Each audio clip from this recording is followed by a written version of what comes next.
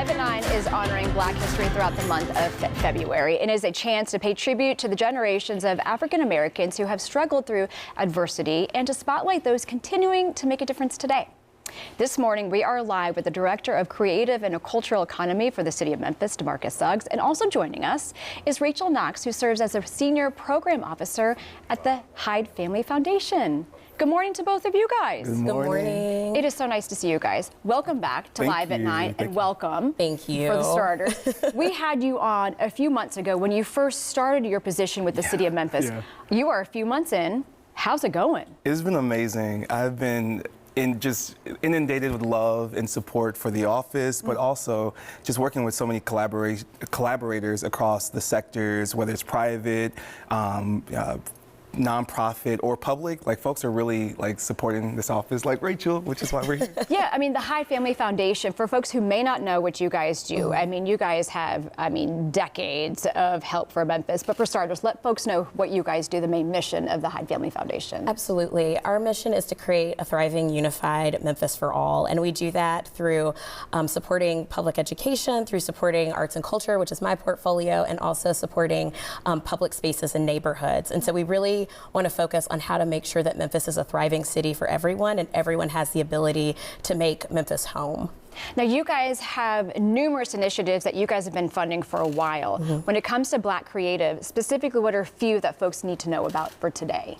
Absolutely. So I would say the Office of Arts and Culture is one of those initiatives that we've been funding. And I think what's so wonderful about public-private partnerships is that philanthropy really allows us to get started and to make sure that we're testing theories and see what works best. And then we're able to work really with our government partners to make sure that they're investing public funds in what they already know is a tested case, and to also ensure that we have policies that will make sure we don't have starts and stops of work that's actually really good. Because it's really about the consistency of it all. Yes. Because it's one thing if you start a program and then within 1 year and it no longer exists, what happens to those Black creatives more so when you're trying to elevate them? Exactly. Yeah, and I mean, Memphis has a history of incredible Black creativity and legacy in that work. And so what we are also thinking about is like the future of Black creativity, in that we started with music. Music has been like the ground level, you know, just like the foundation of so much of our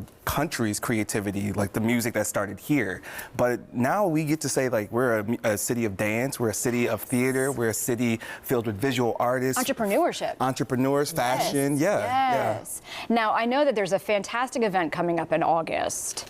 So talk to me about this amazing event that's going to be a 4-day process. Yeah, so the For Us, By Us, the conference that's going to be taking place here includes the award show, which is a really huge testament to, you know, the world seeing Memphis as not a destination of yesteryear, which we have amazing institutions here. But now. But right now, absolutely. And that's history in the making. And there's so many people who are going to be coming. I know there's no list yet, but with that being said, I mean, the world will be on Memphis. What a great opportunity. It's major. It is major. Yes.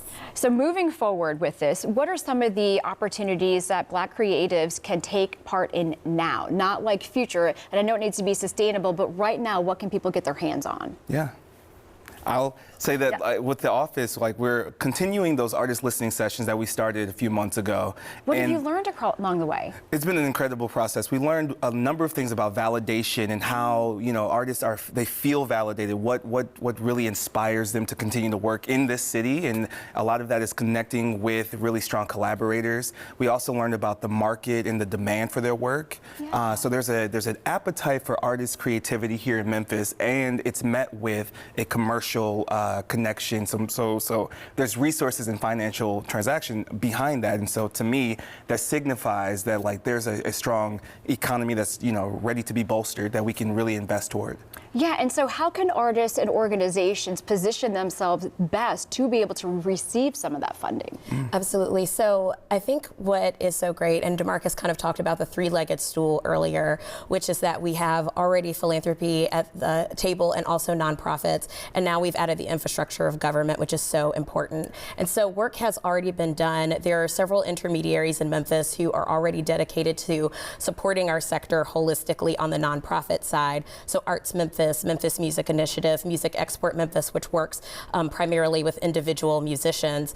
But what this allows us to do is also to support the for-profit side, support those creative entrepreneurs who own like cultural businesses like coffee shops and restaurants and art galleries, so that we are thinking about how we're taking care of the sector holistically and not just if you're a nonprofit organization, because you have to have both. Oh, absolutely. Yeah. More so, you want to keep the artist in Memphis. You don't want them to leave. You want them to stay and for generations to come. And how are you able to do that? Yeah, I think the listening sessions are a great medium for that. One of the things that we're doing is while we're building on the assets and the strengths of the creative sector, we're also inviting folks to help to shape the office itself. And so these conversations are really helping us with some of the directives. While we think, we have some ideas for sure about how to sustain market and drive and amplify the work of artists, we also really need to know, like, what are some real tangible investment strategies that we can apply. And so we're looking across the sectors for that insight.